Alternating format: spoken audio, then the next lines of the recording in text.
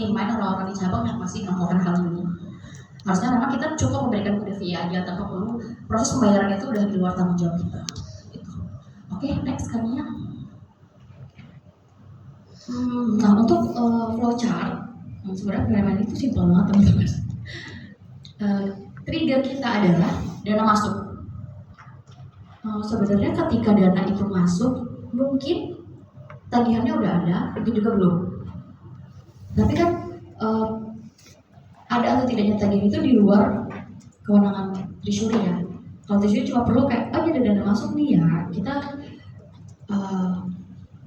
klasifikasiin, ini kemungkinan dari divisi umum misalnya. Ini kemungkinan sepertinya dari keterangan banknya punyanya UBNK gitu. Tapi kita nggak tahu nih, apakah dia udah ada atau belum.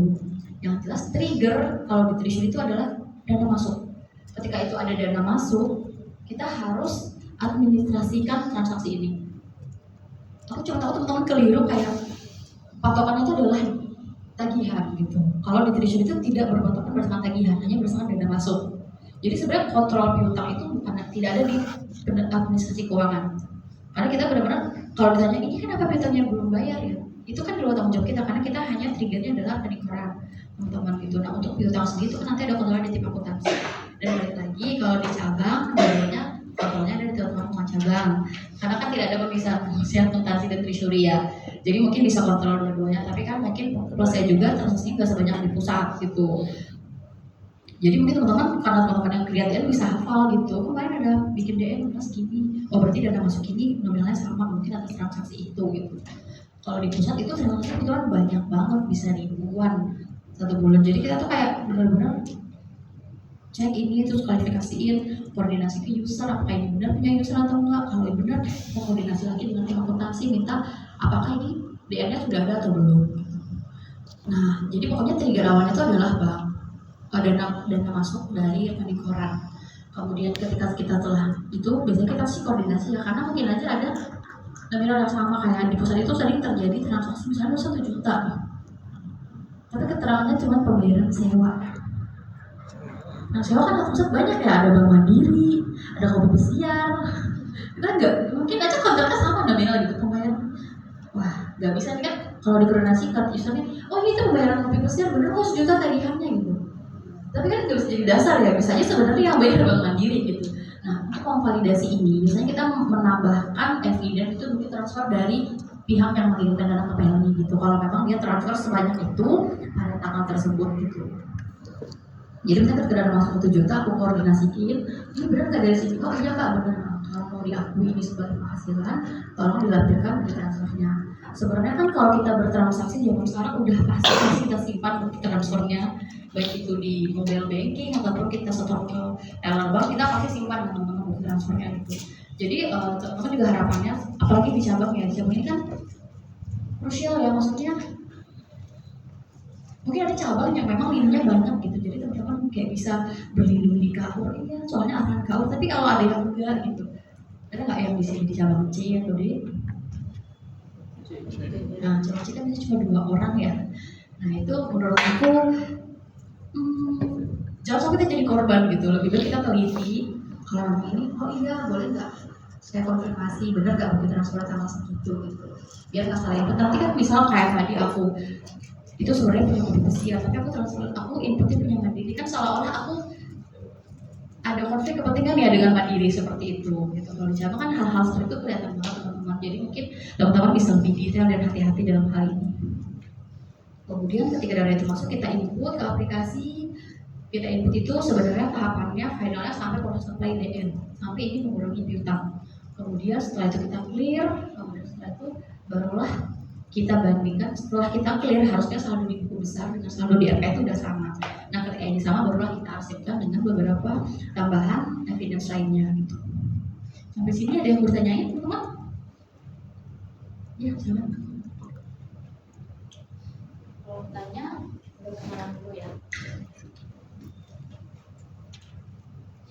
Selamat pagi, Mbak Nika dan Mbak Kurnia.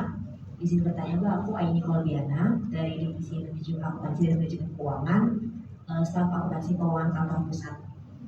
Tadi kan dibahas di sini untuk kalau misalnya treasury ini concernnya adalah data dari rekening orang, dari municipal bank. Nah, sedangkan untuk si piutang itu kan di bagian akuntansi gitu kan. Nah, yang pengen aku tanya itu konkretnya nanti ketika kan si akuntansi ini nyatet piutang nih misalnya gitu. Nah, pembayarannya kan treasury udah tahu nih karena ada uang masuk tuh. Nah, itu gimana ya bentuk komunikasinya dari treasury sama si akuntansi? Kita Oke, terima kasih Aini atas pertanyaannya.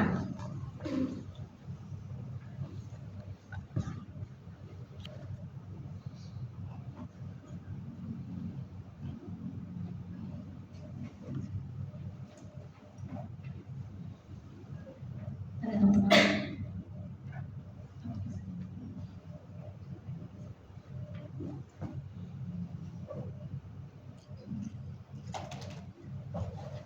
Oke, gimana sih koordinasinya antara pengurangan piutang dan dana masuk gitu?